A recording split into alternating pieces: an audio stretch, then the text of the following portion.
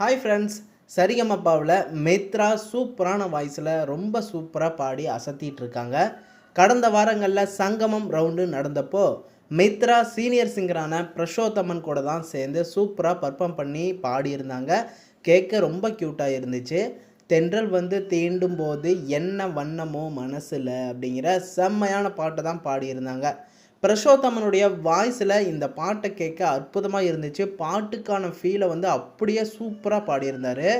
மித்ராவும் ரொம்ப க்யூட்டான வாய்ஸில் ரொம்ப நல்லா தான் பாடியிருந்தாங்க.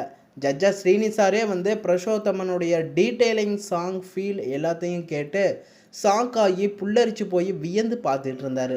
செம்மையாக செட்டில் இருந்த எல்லாருமே இந்த பர்ஃபார்மன்ஸாக பார்த்து என்ஜாய் பண்ணாங்க அப்படின்னு தான் சொல்லணும். ரசிகர்களுக்கும் கண்டிப்பாக இந்த பர்ஃபார்மன்ஸ் பிடிச்சிருக்கும். மித்ரா, உன்னோட வாய்ஸ் செம்ம சூப்பராக இருக்குது. ஆனால் சாங்கில் டீட்டெயிலிங் மட்டும் கொஞ்சம் கம்மியாக இருக்குது, அவ்வளவுதான். நீ ரொம்ப நல்லா மியூசிக்கல் கற்றுக்கிட்டு நீ பாடினீன்னா சூப்பராக 100% டீட்டெயில் சாங் கேட்கும்போது அற்புதமாக இருக்கும் அப்படின்னு பாராட்டியிருந்தார். இதை கேட்ட சீனியர் சிங்கரான பிரஷோத்தமன், நான் மித்ராவுக்கு கிளாஸ் எடுக்கிறேன், சொல்லி கொடுக்குறேன் அப்படின்னு சொன்னார். மித்ராவுக்கு செம்ம வாய்ப்பு.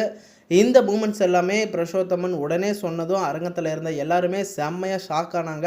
இந்த வாய்ப்பை பயன்படுத்திக்கோ மித்ரா அப்படின்னு பிரஷோத்தமனே உனக்கு கிளாஸ் எடுக்கிறேன் அப்படின்னு சொல்லிட்டாரு. இந்த வாய்ப்பை பயன்படுத்தி நீ நல்லா கற்றுக்கிட்டு 100% டீட்டெயிலாக சாங்கை பாடு, ஒவ்வொரு வாரமும் கலக்கு அப்படின்னு சொல்லி என்கரேஜ் பண்ணியிருந்தாங்க. அதை தொடர்ந்து மித்ராவுக்கு இந்த பர்ஃபார்மன்ஸுக்கு நல்ல ஸ்கோர் வந்து கொடுத்துருக்காங்க. மித்ராவோட வாய்ஸில் பாட்டை கேட்க உங்களுக்கும் பிடிக்குமான்னு சொல்லுங்கள். இந்த லிட்டில் சீசன் 5ல் இப்போ வரைக்கும் பெஸ்ட்டான ஒரு சிங்கர், உங்களுக்கு பிடிச்ச சிங்கர் யார் அப்படின்னு கமெண்ட் பண்ணுங்கள். தொடர்ந்து அடுத்தடுத்த வீடியோஸ்க்கு நம்ம சேனலை சப்போர்ட் பண்ணுங்கள், சப்ஸ்கிரைப் பண்ணுங்கள், ஆன் பெல் ஐக்கனையும் கிளிக் பண்ணிக்கோங்க.